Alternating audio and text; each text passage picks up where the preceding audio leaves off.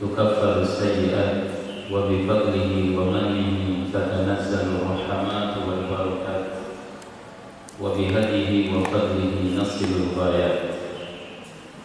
أشهد أن لا إله إلا الله وحده لا شريك له وأشهد أن محمدا عبده ورسوله الذي لا نبي بعده.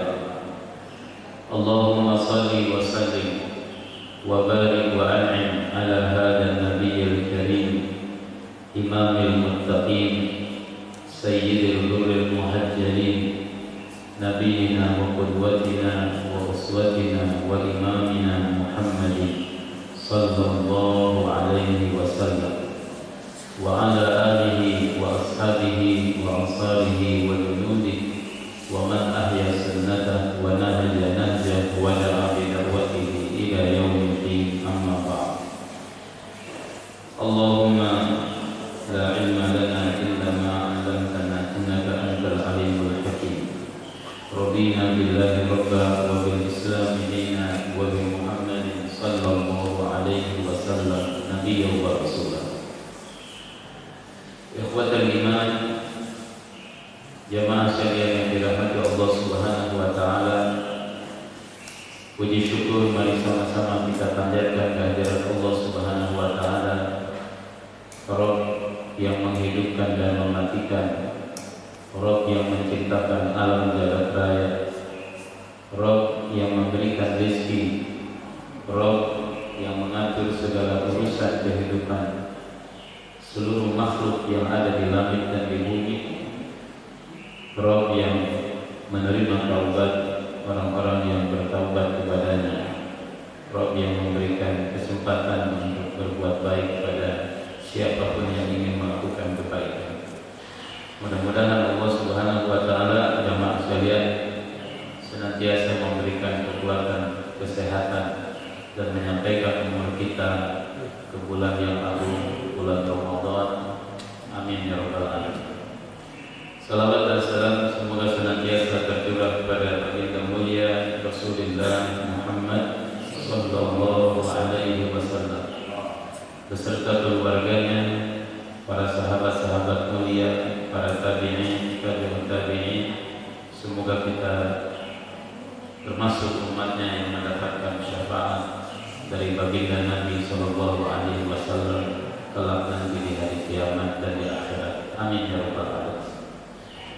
Jamaah sekalian yang dirahmati Allah Subhanahu wa taala, dalam hitungan beberapa hari ke depan insyaallah tamu agung akan segera menghampiri kita yang datangnya setahun sekali membawa berbagai macam kebaikan, membawa banyak keberkahan, yaitu bulan Ramadan, bulan suci, bulan yang penuh barokah. Rasulullah sallallahu alaihi wasallam ketika Ramadan tiba, Nabi sallallahu alaihi wasallam memberikan kabar gembira kepada para sahabat. Idza jaa Ramadan basyara ashabahu. Rasul sallallahu alaihi wasallam memberikan kabar gembira kepada para sahabat. Kata Nabi sallallahu alaihi wasallam, ja'akum syahrul Ramadan, syahrul mubarak. Kataballahu fihi siyamah, tuftahu fihi abwabul jannah, wa tughlaqu fihi abwabul jahim, wa tusaffat fihi syayatin. Fihi lailatun khairun min alfi syahrin, faman hurima faqad hurima khairuha. Baginda Nabi sallallahu alaihi wasallam sampaikan jemaah sekalian, ja'akum syahrul Ramadan, datang kepada kalian bulan Ramadan, syahrul mubarak, bulan yang penuh dengan barokah, bulan yang penuh dengan kebaikan. Tuftahu fihi abwabul jannah,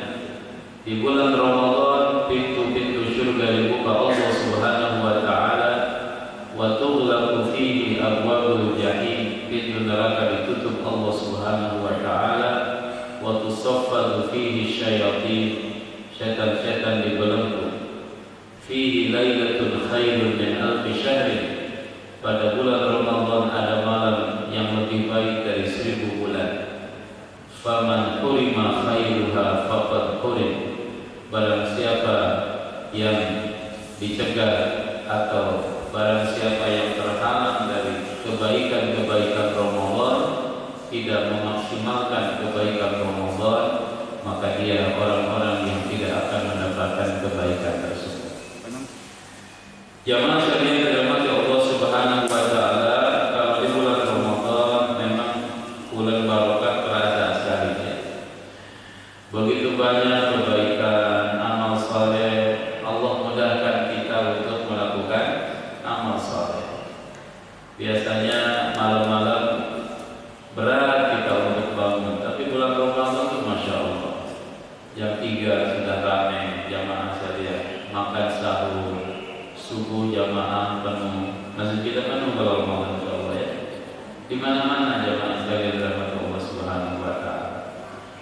Ikhwatal iman yang dirahmati Allah Subhanahu wa taala, bahkan di bulan Ramadan ya, biasanya ada buah tertentu yang munculnya di bulan Ramadan. Timun suri sama kolang kaling. Nah, di bulan-bulan biasa itu nggak ada sih, cuma nggak terlalu familiar. Tapi kalau Ramadan tiba, subhanallah, luar biasa sekali. Berbagai macam kebaikan di bulan Ramadan itu nampak, dan khususnya kita masyarakat Indonesia menyambut Ramadan dengan luar biasa, dengan bahagia, ya, dengan rindu yang sangat luar biasa sekali jemaah. Salafus saleh dulu kalau masuk bulan Sya'ban aghlaqu hawanitihim, mereka menutup toko-toko, kios-kios, jongkok-jongkok mereka, wa aqbalu 'alal Qur'an, dan mereka semangat untuk membaca Al-Qur'an. Kalau di kita kayaknya kebalik, yang nggak punya toko Ramadan datang pada buka toko ya, buka jongkok. Nah, kalau ulama dulu salafus saleh Ramadan tiba, dari Sya'ban itu toko udah ditutup jamaah sekalian. Toko tutup untuk apa? Baca Quran. Baca Quran persiapan sebelum Ramadan tiba. Yang kedua, mereka biasanya di bulan Sya'ban, bulan ini mereka ngeluarin zakat. Zakat itu mereka udah keluarkan dari bulan Sya'ban supaya jadi bekal bagi orang-orang menjalani ibadah puasa. Bagi orang fakir, orang miskin untuk menjalani ibadah puasa, bekal sudah ada dari zakat yang dikeluarkan oleh orang-orang kaya di bulan Sya'ban. Ini juga di kita agak beda. Biasanya zakat itu keluar 2-3 hari atau 5 hari menjelang Ramadan selesai jamaah. Jadi karena zakatnya dipakai mudik, bukan dipakai ibadah. Nah, tapi tidak salah karena kembali kepada nisab ahawalnya itu jatuh pada bulan apa gitu ya. Mungkin harapannya di Ramadan amal berlimpah pahalanya, sehingga yang kita keluarkan juga berlimpah pahalanya insyaallah taala. Jamaah sekalian, agar Ramadan kita sukses, izinkan Al-Fakir menyampaikan materi tentang 5 langkah sukses Ramadan. Ya, 5 langkah sukses Ramadan agar lebih bermakna insyaallah taala. Tapi bukan hanya 5 langkah, banyak langkah. Cuma karena waktunya juga terbatas, 5 langkah lah dulu ya insyaallah taala. Jamaah yang dirahmati Allah Subhanahu wa taala, ibadah Ramadan ini beda dengan ibadah yang lain. Ibadah Ramadan ibadah yang panjang, ibadah yang butuh nafas panjang jemaah. Kalau kita sholat betul 5 kali sehari semalam 5 waktu sholat. Tapi sholat ikhwatul iman itu waktunya relatif pendek ya. 7 menit, 10 menit selesai. Setelah sholat selesai kita bisa bebas. Kemudian juga ibadah haji itu cuma beberapa hari saja kan rukunnya itu. Mulai dari tanggal 8 Tarwiyah, kemudian 9 Arafah, kemudian turun ke Musdalifah, 10 jumroh Aqobah, 11, 12, 13 jumroh ula wusta, jumroh ula wusta Aqobah gitu ya. Nah, kemudian balik ke kota Mekah menjalankan tawaf wada atau tawaf ifadah, kemudian tawaf wada, pulang, selesai pelaksanaan ibadah haji. Tapi ibadah puasa Allah Subhanahu wa taala sampaikan kutiba alaikumusiyam kama kutiba alal ladzina min qablikum. Berapa lama? Ayyaman ma'dudah. Allah katakan puasa itu beberapa hari saja. Allah nggak mau mengatakan 1 bulan, takut shock gitu ya. Makanya oleh Allah dibilang puasa itu hanya ayyaman, beberapa hari, ma'dudah, yang terhitung, yang dihitung ya, tanggal 1, tanggal 2 sampai tanggal 30 atau sampai tanggal 29. Karena kalau Ramadan mah insya Allah kalau kita lagi puasa Ramadan kayaknya nggak ada hari Ramadan yang kita lupa tanggal. Coba ditanya sekarang Sya'ban tanggal berapa? Agak bingung ya, nggak otomatis ke jamaah. Coba kalau ditanya bulan Ramadan sekarang puasa tanggal berapa? Langsung, karena setiap hari dihitung tanggal 1, tanggal 2 ya nggak? Nah, wabil khusus 1 sampai 15 ini nanjak nih. Ibarat naik gunung itu lagi nanjak. Kalau sudah 15 itu udah turun tuh. 15 perasaan cepat terus, masya Allah. Jemaah, ayyam ma'dudah. Ternyata 1 bulan. Dalam 1 bulan itu kita nggak boleh makan, nggak boleh minum siang hari. Jemaah sekalian, intinya kita diuji oleh Allah Subhanahu wa taala. Diuji Allah Subhanahu wa taala. Nggak makan, nggak minum, bukan nggak punya duit banyak, tapi nggak bisa dibeliin makanan karena dilarang Allah. Bukan nggak punya makanan, habis sahur masih ada tuh telur dadar, kemudian ayam apa namanya, ayam geprek, ayam goreng, semur dan lain sebagainya, tapi nggak bisa dimakan. Buka kulkas, minuman banyak, yang dingin, yang manis, yang tawar, tapi nggak bisa dimakan. Diuji oleh Allah Subhanahu wa taala ketika kita melaksanakan ibadah puasa. Tapi mesti kita pahami jemaah sekalian, Allah Subhanahu wa taala memberikan ujian dengan puasa itu ujian. Nggak bisa makan, nggak bisa minum, supaya apa? Badan jadi lemes, hadirin sekalian. Supaya apa jemaah sekalian?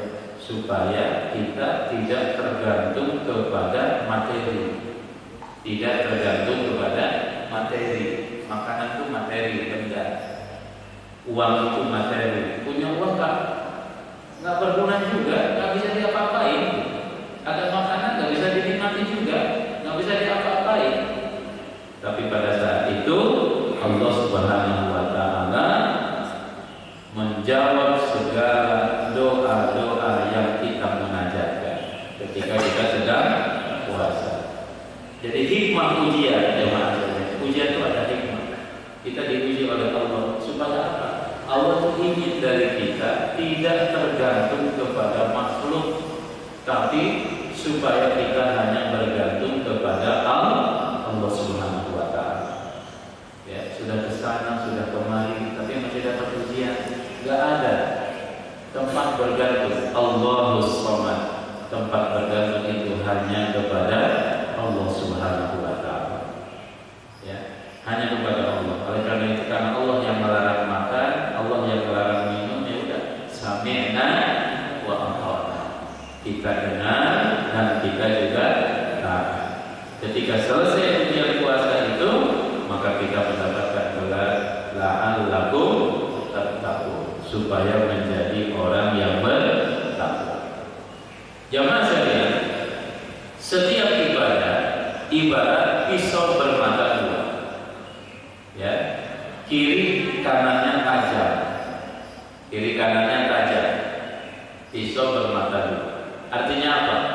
Ibadah itu bisa gagal, bisa sukses. Nah, contoh sholat juga sama. Sholat itu bisa gagal,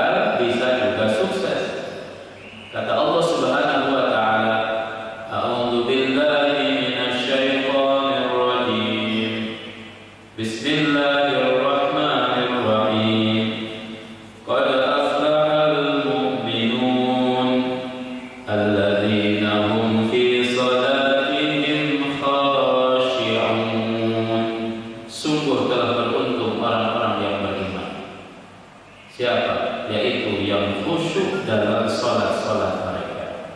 Kalau orang sholatnya khusyuk, maka orang tersebut beruntung menurut Allah Subhanahu wa Ta'ala.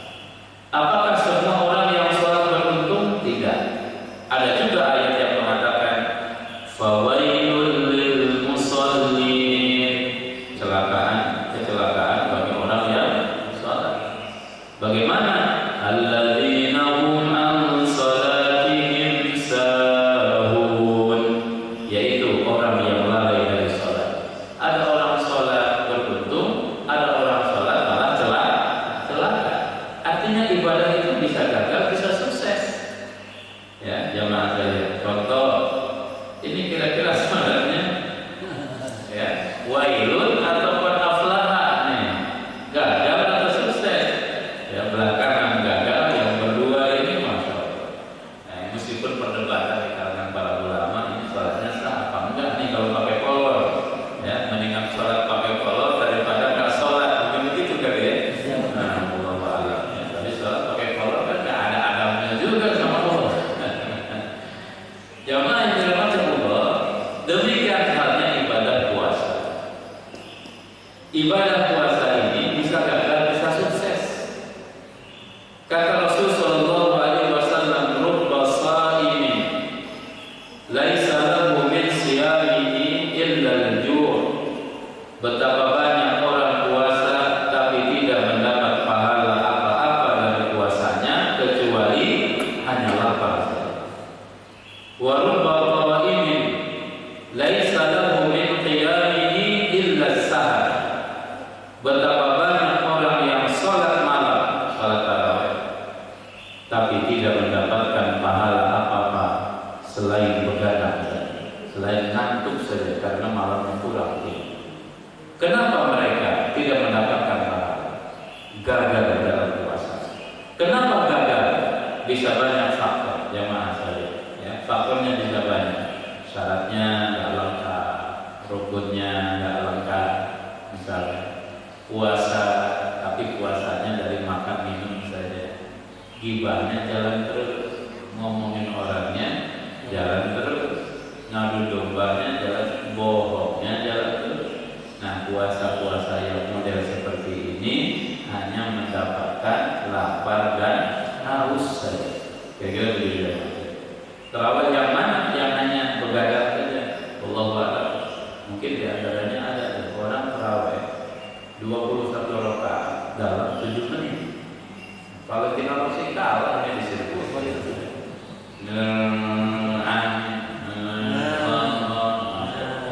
apa tuh? Apa yang dinikmati? Coba kalau seperti Pak Imam tadi kan enak tuh sholat jamaah, bacanya tartib, kemudian tumaninahnya ada. Karena dalam sholat bukan cepat, bukan banyak atau sedikit rakaat, bukan cepat atau lambatnya pelaksanaan, tapi rukun dan syarat ibadahnya lengkap. Salah satu rukun sholat apa? Tumaninah. Apa tumaninah itu? Allahu Akbar. Ketika berdiri dianggap tumaninah kalau cukup untuk membaca surat Al-Fatihah. Bismillahirrahmanirrahim. Alhamdulillahi Rabbil Alamin, dan seterusnya. Itu sudah tumaninah. Tapi kalau Allahu Akbar nggak ada, taktilnya hilang. Ya, padahal Quran mengatakan warattilil Qur'ana tartila, bacalah Quran dengan tartil. Ketika ruku taktil itu ruku tumaninah apabila ketika ruku cukup untuk membaca doa ruku. Allahu Akbar, Subhana rabbiyal a'la, Subhana rabbiyal azim. Ada yang nambahin? Subhana rabbiyal azim wa bihamdi, Subhana rabbiyal azim, Subhana rabbiyal azim. 3 kali cukup, itu tumaninah jemaah. Tapi kalau Allahu Akbar, Subhanallah sambil bangkit lagi, itu tak tumaninah. Nah, mungkin yang nggak tumaninah, yang nggak tumaninah tarawihnya nggak dapat pahala. Di kampung-kampung dulu, ya, ngalamin. Kadang tarawih itu kayak model, maaf ya, seperti apa namanya, pentas gitu Pak, di kampung cepat-cepatan. Jadi cepat-cepatan, kemudian kadang alhamdulillah minta dia baru sadar ya, kalau di sab kedua, sab ketiga sorong kanan gitu, masalah lagi sholat tuh, serong kiri, ini lagi sholat atau lagi nanti? Masya Allah, kan ketumanan itu bercanda, ya, dipakai candaan. Nah, semakin kesini semakin baik alhamdulillah. Bahkan di ujungnya juga ada ajakan sholat Allahumma sholli wa sallim wa barik alaihi gitu ya. Nah, ini kadang beda menjadikan candaan juga. Ada mangkole kan nggak boleh, nggak tuman. Jamaah sekalian dirahmati Allah Subhanahu wa taala, Imam Ghazali mengatakan ya, puasa itu ada 3 tingkat. Puasa itu ada 3 tingkat. Ada tingkatan saumul umum, kata Syekh Al-Ghazali dalam kitabnya Ihya Ulumuddin. Ada saumul umum, puasanya orang awam. Puasanya orang awam, kaful batni wal farji an qada'i syahwat. Puasanya orang awam hanya sekedar menahan perut dari lapar dan haus, wal farji kemaluan, an qada'i syahwat dari pelampiasan nafsu biologis, seksualitas. Itu puasanya orang awam, orang umum. Tingkat lebih tinggi ada disebut dengan namanya shaumul khusus. Puasanya orang khusus, puasanya kelompok VIP. Kafus sam'i wal basar, bukan hanya kan menahan makan dan minum, tapi dia puasanya juga menahan pendengaran, wal basar penglihatan, wal lisan perkataan, wal yad tangan, wal rijli kaki, wasail jawari dan seluruh anggota tubuh, anil asam dari perbuatan dosa. Hari ini jemaah sekalian, orang itu jarang ngomel, jarang marah, tapi update statusnya nyelekit. Sama enggak ya? Sama kalau lainnya gitu. Ngomong sih enggak, cuman omongan yang pasrah. Mohon maaf, jemaah sekalian, coba baca tuh Twitter. Kalau ada orang lagi tweet war, ya, lagi perang Twitter, itu kata-kata binatang ada gitu ya, macam-macam lah. Lagi puasa, media sosial juga mesti dikendalikan, ya, lisan dikendalikan, pendengaran dikendalikan. Ibu-ibu jangan terlalu tajam. Pak, itu tetangga kita udah beli mobil baru untuk gue, ini ditahan juga. Penglihatan, ya, kadang ke orang kita, bukan orang kita, jemaah ya.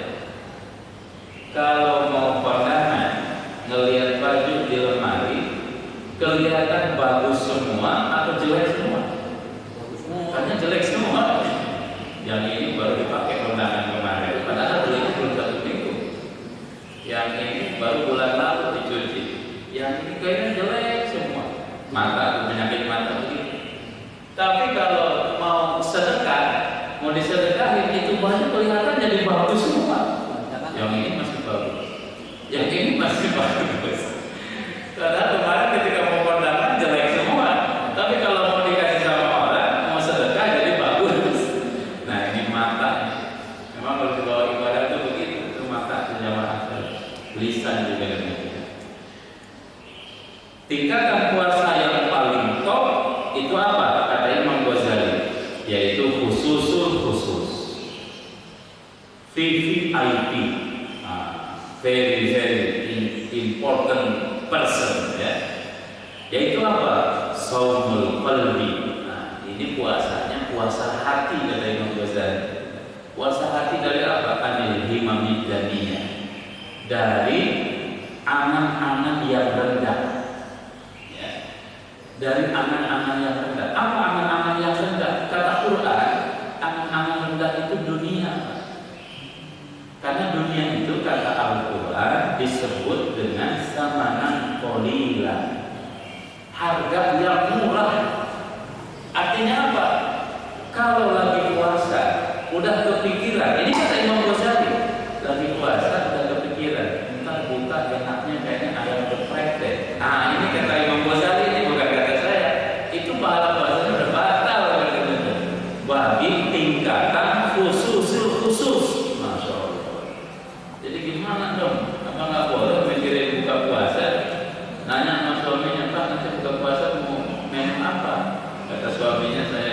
kambing guling. Lagi puasa udah kepikiran dunia, udah kepikiran makanan. Bagi tingkatan orang puasa khusus itu sudah nggak acik puasanya, karena dia saumul qalbi, hatinya itu benar-benar puasa, nggak berpikiran, ya, nggak berpikiran dunia, anil himamid dunia, wal afkari dunyawiyah, pikiran dunia, wa kafihi amma siwallahi azza wa jalla bil kulliyah. Pokoknya hati, pikiran, fokus hanya kepada Allah Subhanahu wa Ta'ala. Berat tingkatan ini tingkatan para nabi zaman selanjutnya. Mungkin nggak bisa kita capai.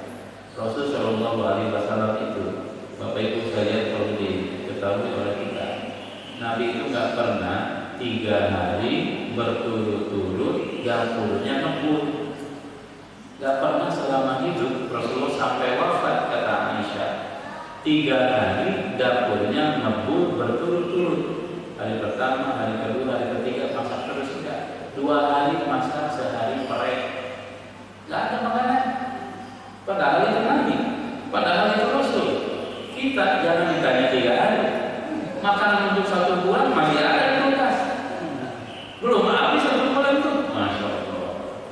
Hari sekalian. Artinya apa? Jamaah sekalian, Rasul itu fokusnya bukan ke situ, tapi fokusnya kepada Allah Subhanahu wa Ta'ala. Apakah nggak boleh nyimpen? Apakah nggak boleh nyetok? Boleh, silakan. Tapi hatinya tetap mesti fokus kepada Allah Subhanahu wa Ta'ala. Jangan sampai infak sedekah susah, tetapi makanan banyak kebuang karena mubazir, nggak kemakan. Nah, ini jamaah sekalian, gaya-gaya seperti ini mesti kita hindari. Orang mau puasa itu masya Allah, nyetok ini minyak dan lain sebagainya. Apalagi kalau bulan lalu ya, atau tahun lalu di musim pandemi, pertama takut kehabisan, yang kedua mau puasa, masya Allah. Ikhwatal iman yang dirahmati Allah, bukan salah, ya silakan saja, tetapi jangan terlalu fokus.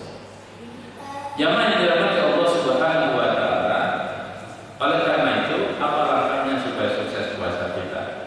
Kiatnya pertama, puasa lakukan dengan ikhlas. Niat ini penting. Ya, wa ma umiru illa liya'budullaha mukhlishina lahu din. Ikhlas. Tidaklah mereka diperintah kecuali supaya mengikhlaskan, ya, untuk ibadah kepada Allah. Mereka menyembah Allah mukhlishina lahu din, dengan ikhlas. Jamaah sekalian dirahmati Allah Subhanahu wa Ta'ala, ini modal. Ini modal dalam setiap amal. Kalau hilang ikhlasnya, amal itu tinggal cashnya. Abu Hurairah pernah ditanya oleh seorang tabi'in. Kata tabi'in ini, wahai Abu Hurairah, ceritakan kepada kami hadis dari Rasulullah yang engkau hanya mendengar seorang diri langsung dari Nabi. Tidak ada sahabat yang lain gitu. Hanya engkau yang waktu itu diceritain oleh Rasulullah. Hadis apa? Kata Abu Hurairah, itu ada, yaitu Rasul bercerita nanti pada hari kiamat, ya, pada hari kiamat didatangkan 3 orang, dan yang akan menjadi kayu bakar pertama di neraka. Yang pertama, kata Abu Hurairah, orang yang dulu kelihatannya mati syahid, dipanggil oleh Allah. Ya, apa amalmu? Dia katakan, saya jihad fisabilillah. Jihad fisabilillah. Nah, lihat saya terluka dan lain sebagainya. Kata Allah Subhanahu wa Ta'ala, kamu tidak berjihad di jalanku. Ma jahadta fi sabili, kamu tidak berjihad di jalan, tapi kamu berjihad supaya disebut sebagai seorang yang gagah, pemberani, ingin disebut sebagai pahlawan. Intinya niatnya bukan karena Allah. Kemudian kata malaikat juga sama, kadzabta, kamu bohong, kamu tidak berperang karena Allah, kamu tidak berjihad karena Allah, tapi kamu berperang dan berjihad karena yang lain, karena sebutan-sebutan yang lain. Malaikat seret ke neraka, dimasukkan ke neraka. Orang masuk neraka pertama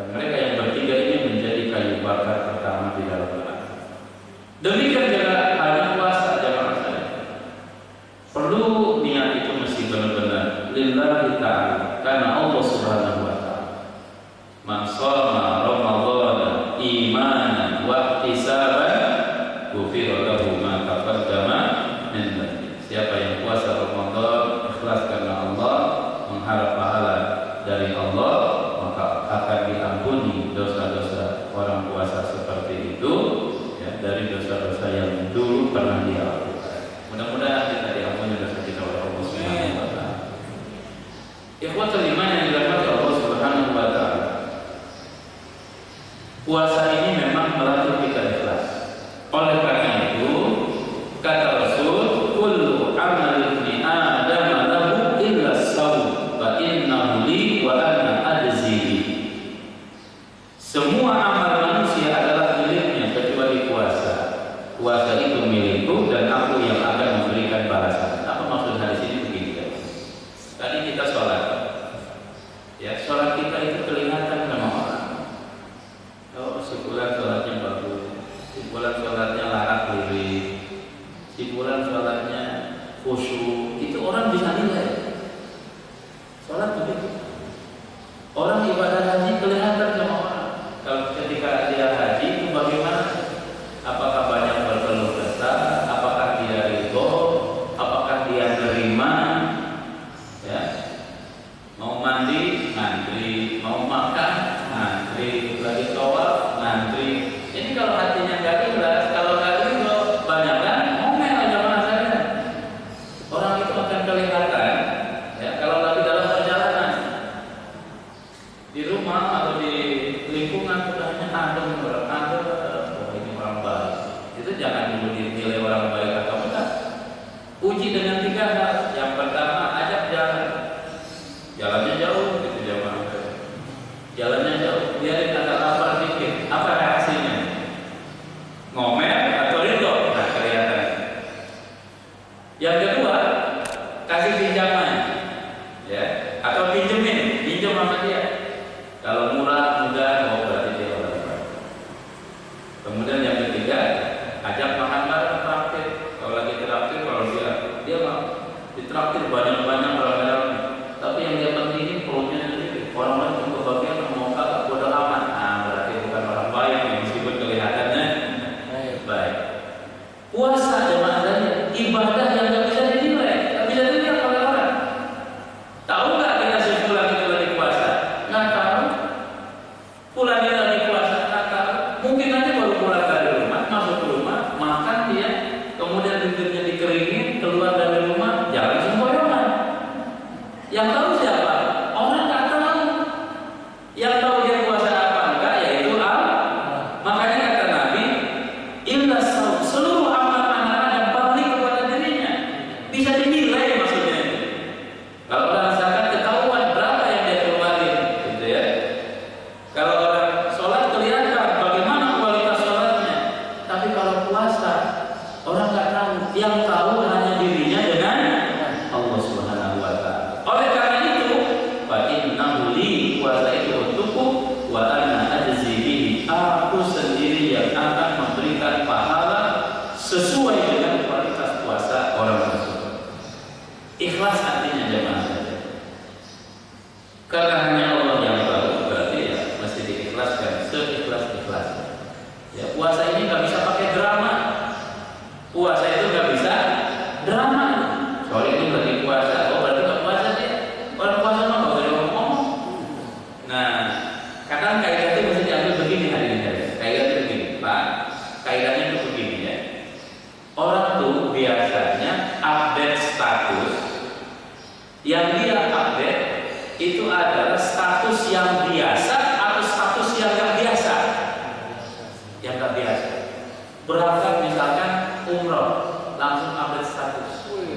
Tapi kalau di rumah mah nggak pernah update status. Kenapa? Orang biasa satu hari di rumah. Kalau umroh update status, artinya apa? Karena ini jalan-jalan, nggak mungkin orang umroh setiap hari ya nggak. Jamaah sekalian, ada anak ITB itu ketika curhat dia bilang, ya, saya cita-cita jadi apa? Jadi sopir taksi gitu. Karena pengen jadi sopir taksi, ingin mengumrohkan orang tua setiap bulan, bawa pakai taksi. Masya Allah. Maksudnya begini, kalau orang update status biasanya yang luar biasa, yang spesial baru update status. Kalau ada orang update statusnya lagi sholat, berarti dia sholatnya jarang, sehingga ketika sholat luar biasa nih, karena biasa nggak sholat sehingga dia update statusnya. Nah, makanya untuk nilai orang dia tanya update statusnya.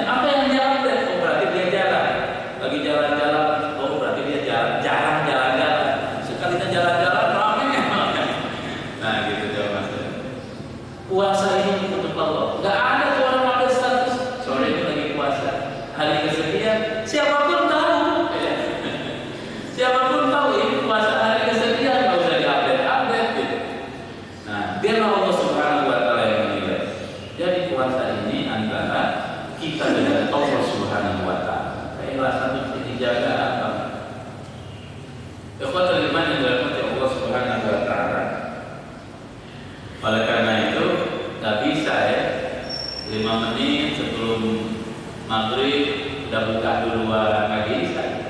Meskipun sendirian, nggak bisa karena merasa dilihat oleh Allah Subhanahu wa Ta'ala. Ini yang pertama. Yang kedua, jemaah sekalian, langkah yang kedua, berpuasa dengan ilmu. Berpuasa dengan ilmu. Jemaah sekalian, ya, apakah semua orang yang tidak makan dan tidak minum dia puasa? Belum tentu. Kok nggak makan? Saya lagi diet karbo. Ya, ada yang dietnya itu ekstrim banget, nggak pernah ketemu karbohidrat, makannya itu dibatasi gitu ya, cuma minum apa namanya, kadang dia makannya itu cuma minyak ya, minyak sayur, minyak goreng, kemudian minumnya juga dibatasi, nggak pernah ketemu teh, baik teh manis ataupun teh tawar. Ada orang nggak makan nggak minum tapi tidak puas. Kalau nggak pakai ilmu, mungkin dia nggak makan nggak minum lagi dia. Kalau orang makan nggak minum dengan tanpa niat puasa, dapat nggak pahala puasa? Nggak dapat. Innamal a'malu binniyat. Oleh karena itu mesti pakai ilmu. Jangan saya lihat dalam Allah Subhanahu wa Ta'ala. Ibu-ibu misalkan, secara fikih boleh nggak ketika masak, ya, icipin makanan, diicipin di ujung lidah. Oh keasinan, oh kurang garam tambahin garam, oh hambar kurang gula tambahin gula. Nah ini kan mesti pakai fikih juga. Kata Ibnu Abbas, kalau hanya ngicip-ngicip di ujung lidah tanpa tertelan itu boleh. Kata Ibnu Abbas. Tapi kalau ngicip-ngicipnya 1 sendok, nah ini nggak benar. Apalagi penasaran, kok nggak kerasa? 1 sendok nggak kerasa, 1 piring dia makan. Nah ini tentu batal puasa. Ada juga yang nggak batal kalau dia nggak puasa, lagi haid misalnya. Jamaah sekalian, pada suatu hari Umar datang kepada Nabi, halaktu ya Rasulullah, celaka aku wahai Rasul. Kata Rasulullah, mana nikah? Kenapa emang? Kata Umar bin Khattab, qabbaltu nisa'i nahar Ramadan. Saya mencium istri di siang hari Ramadan. Umar fikir, oh batal, rusak pahala puasa saya. Kata Nabi Shallallahu Alaihi Wasallam, tidak. Ya. Mencium istri di siang hari Ramadan tidak membatalkan puasa. Dengan catatan yang dicium itu benar-benar istri kita. Kalau istri orang lain, ini bahaya ya Pak. Ikhwatul iman yang dirahmati Allah Subhanahu wa Ta'ala. Kata Rasulullah, kata Aisyah radhiyallahu anha, ya, qabbala Nabi sallallahu alaihi wasallam ba'da azwajihi wa huwa sha'imun. Rasul sallallahu alaihi wasallam mencium istrinya, sebagian istrinya padahal dia lagi puasa. Tapi nanti menurut fikih tergantung, ya, tergantung siapa yang mencium dan siapa yang dicium. Bagi pengantin baru, wah ini makruh, karena struknya masih kuatnya masih kencang, jamaah sekalian, makruh. Tapi bagi yang sudah pengantin bari, ya, dalam bahasa Sunda bari itu sudah layu gitu ya, sudah lama. Ya kayak panangin lah. Nah, udah enggak, ya begitulah. Mungkin ini mubah saja, mubah ya saja. Tapi jangan pikir juga, ya, meskipun sudah lama, tetapi juga, masya Allah, ya, itu bisa luar biasa. Contoh yang lain misalkan apa? Salat taraweh. Ini mesti pakai ilmu. 11, 21, 23 dan lain sebagainya. Ikhwatul iman dirahmati Allah Subhanahu wa Ta'ala. Ini juga adalah hal yang mesti diperhatikan. Jamaah sekalian dirahmati Allah Subhanahu wa Ta'ala, ini tadi contohnya sudah, ya. Kemudian masalah suami istri di siang hari Ramadan tadi, ya, sudah disampaikan. Ini mesti dibaca fikih. Siapa yang boleh buka dan dia mesti bayar qadha? Orang sakit dalam perjalanan boleh buka, bayar qadha. Boleh buka, bayar fidyah. Siapa? Orang tua yang sudah tidak mampu puasa, atau orang sakit menahun yang tidak ada harapan sembuh. Ketika Ramadan tiba, nggak apa-apa, dia nggak puasa tapi bayar dengan selama hari-hari ketika tidak berpuasa. Ibu-ibu hamil, ibu-ibu menyusui, apa hukumnya? Hukumnya itu menurut para ulama ada 3 pendapat. Yang pertama mengatakan bayar qadha saja. Yang kedua mengatakan bayar fidyah saja. Pendapat yang ketiga mengatakan bayar qadha, bayar fidyah. Siapa yang mesti bayar qadha? Yaitu ibu hamil yang ketika dia tidak puasa, hamil nggak puasa, yang ditakutkan dirinya, saya ini kalau puasa lagi hamil suka sakit-sakitan, nah silakan buka puasa. Nanti bayar apa? Bayar qadha kalau buat Ramadannya sudah selesai, bayinya sudah keluar. Tapi ada ibu hamil, dia nggak puasa, kenapa? Kasihan sama si bayi. Kasihan sama si bayi itu bukan sendiri yang menentukan, tapi mesti mendapatkan rekomendasi dari dokter. Jangan sendirinya menjadi dokter. Kasihan dia dari tadi gerak-gerak lapar kan, langsung makan bakso, kemudian mie goreng. Jangan sendiri, tanya dulu dokter. Jangan-jangan kata dokter itu biasa mama nggak apa-apa ibu puasa, lanjut puasa tuh. Jangan menjadi dokter bagi bayi sendiri, tanya dokter yang spesial, jangan tanya diri sendiri. Kalau tanya diri sendiri, pengennya makan minum jangan. Kalau kata dokter, Bu, ya ini bayinya kurang bagus, sebaiknya ibu tidak puasa. Nah, ibu yang seperti ini, kalau kata mazhab ulama, kata para ulama, kata Imam Ahmad, bayar qadha, bayar fidyah. Bayar qadha, bayar fidyah. Kenapa mesti bayar qadha? Ibu pada saat itu seperti orang sakit. Kenapa mesti bayar fidyah? Di saat yang sama, dalam posisi seperti itu, ibu itu seperti orang tua yang nggak mampu. Dia nggak punya sakit, cuman kalau puasa memaksakan diri, dia nggak bisa. Nah itu bayar fidyah. Memang bahasa di ulama begitu dia mampu. Ada juga sering ditanya, ibu-ibu, misalkan, Ustaz, saya ini setahun satu, tahun ini hamil, tahun depan menyusui, tahun berikutnya datang lagi yang baru. Mantap dong. Nah, hamil lagi, tahun depan menyusui, tahun berikutnya datang lagi yang baru. Kalau 10 anak berarti 10 Ramadan. Gimana cara saya bayar puasanya? Masya Allah, jamaah jalan. Mungkin ini bisa mengambil pendapatnya Ibnu Umar. Pendapat Ibnu Umar mengatakan bayar fidyah saja. Ya, bayar fidyah saja. Gimana? 10 Ramadan, 10 bulan. Ya, fattaqullaha mastata'tum. Berpuasalah, bertakwalah kepada Allah, ibadahlah semampu yang bisa kita lakukan.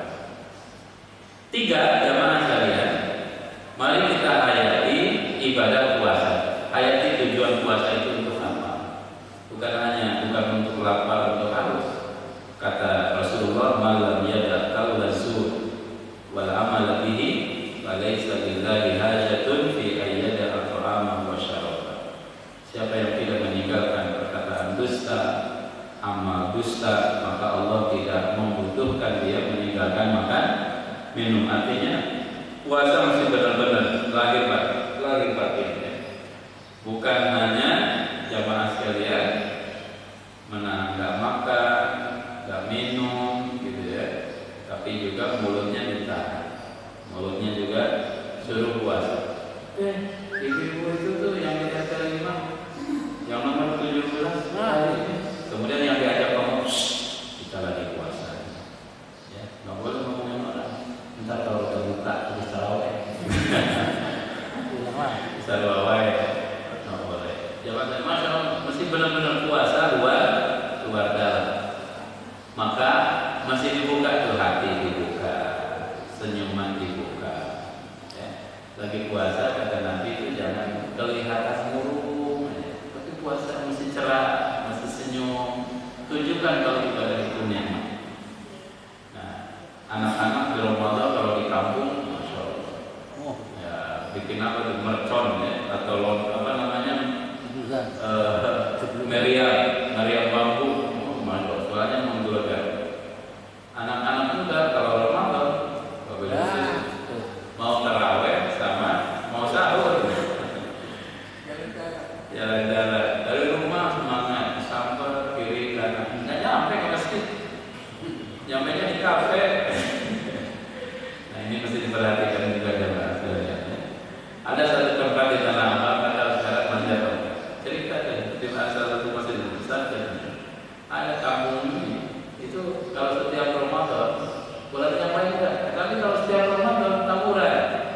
setelah sahur tawuran, masya Allah.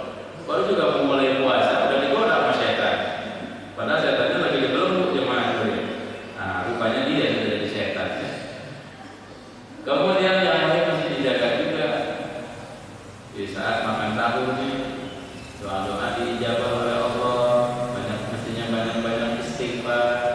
Ini malah ketawa petir, kekakak petir dari jam 3 ya. Kalau bisa ini diboikot acara-acara yang bermakna ini Pak, karena mereka sesungguhnya para pencuri puasa, para pencuri pahala puasa kita. Nggak terasa memang, tetapi tahu-tahu amal ibadah puasanya, pahala puasanya sudah hilang. Ya. Dan acara-acara yang lain yang tidak bermanfaat. Kemudian yang keempat, agar sukses puasa kita, tetap produktif selagi puasa. Ketika bulan puasa tetap kita produktif, karena di bulan puasa itu dibuka pintu-pintu surga. Artinya banyakin amal soleh, ditutup pintu-pintu neraka. Ya, setan-setan dibelenggu. Ini mumpung setan lagi dibelenggu, ya mas saya dirahmati Allah, ayo amal soleh yang banyak. Sehingga kata Rasulullah, di setiap malam Ramadan itu ada malaikat yang menyeru, wahai pencari kebaikan, sambutlah Ramadan. Wahai pencari kejahatan, berhentilah ketika bulan Ramadan. Bulan-bulan yang lain kamu jahat, kamu maling, kamu ini Ramadan nih, minimal selama Ramadan aja dulu. Stop dulu gitu. Stop dulu jemaah sekalian. Masya Allah. Itu malaikat menyeru. Masih produktif artinya. Maka di bulan Ramadan, subhanallah, produktivitas kita dalam beribadah itu luar biasa. Jam 3 udah bangun. Yang bangun ibu-ibu, bapaknya setengah 4 makan sahur. Habis makan sahur pergi ke masjid, sholat subuh jamaah, dengerin kuliah subuh. Kemudian setelah itu tadarus. Siangnya ngantor seperti biasa, WFO atau WFH. Ya. Kemudian sore-sore menjelang buka puasa ada juga kajian. Kemudian buka puasa, kemudian makan, sholat maghrib, habis sholat maghrib sholat isya, setelah sholat isya sholat taraweh. Karena harus produktif banget bulan puasa itu luar biasa ibadah kita. Nah, benar nggak nih? Katanya benar nggak tidur orang puasa adalah ibadah? Sehingga ada orang kerjaannya tidur. Habis subuh tidur, muak-muak jam 11 tidur, tidur, lanjut lagi, malamnya begadang. Ya memang begitu, kalau tidurnya udah banyak siang hari. Jangan sampai pada bulan Ramadan pada berubah jadi kalong terus, jadi kampret gitu ya. Malamnya pada bangun, siang-siangnya pada tidur. Oleh karena itu jamaah wajar di Ramadan itu melihat begini nih. Habis zuhur tuh biasanya orang mau nyari taklim. Masya Allah. Ya boleh-boleh saja, tapi jangan kelewatan. Ya, jangan makan-makan berlebihan. Tapi bulan Ramadan produktif, baca Quran, amal Quran, kemudian banyak sedekah yang sekalian, kemudian infak, sedekah, zakat, berbuka puasa. Ada ulama dulu dia bingung, ditanya istrinya, kenapa abang bingung? Kata suaminya, ini duit saya kebanyakan, ya banyak duit. Subhanallah, ulama itu begitu. Kalau duit banyak bingung. Kalau kita nggak punya duit kan bingung. Kata istrinya, gampang katanya, itu uang itu bagi-bagi aja. Kemudian dibagi sama ulama. Subhanallah, ini istri soleh, nggak minta uang itu. Ya. Berapa yang dibagikan itu? Sekitar 40.000 dirham. 40.000 dirham kali 30.000, 300.000 jamaah saja sekitar 1,2 M dibagi-bagi. Masya Allah, luar biasa sekali. Jamaah saja di bulan Ramadan, bulan kebaikan ini sudah kita sampaikan. Ya, sedekah, iktikaf dan lain sebagainya. Terakhir jamaah yang dirahmati Allah, agar puasa kita sukses, ya, jaga semangat sepanjang Ramadan. Jaga semangat sepanjang Ramadan. Hari pertama, kedua, ketiga, sampai kelima insya Allah. Karena masjid kita terlalu kecil. Ini udah di lantai 2 penuh terawih pertama. Kalau dengan ini ya, kalau dalam situasi normal. Jamaah sekalian, semangat itu mesti dijaga. Jangan sampai nggak tahu nih hari keberapa ini jamaah terawih. Hari terawih maju mesti jadi gede lagi. Ada kemajuan Sabtu. Tapi yang penuh di sini nih kalau lagi pandemi, antrian di sini. Ya, kenapa? Kemudian Pulau M, kemudian di sini entah di mana gitu ya. Masya Allah.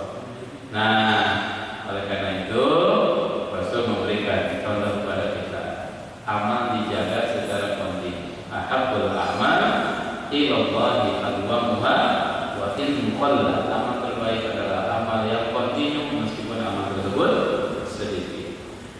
Mudah-mudahan Allah Subhanahu wa taala menyampaikan kita ke bulan Ramadan, Allah berikan kesuksesan kita menjalani ibadah Ramadan. Wallahu a'lam bishawab. Itu yang bisa saya sampaikan. Dan wallahu a'lam, saya kembalikan kepada Allah.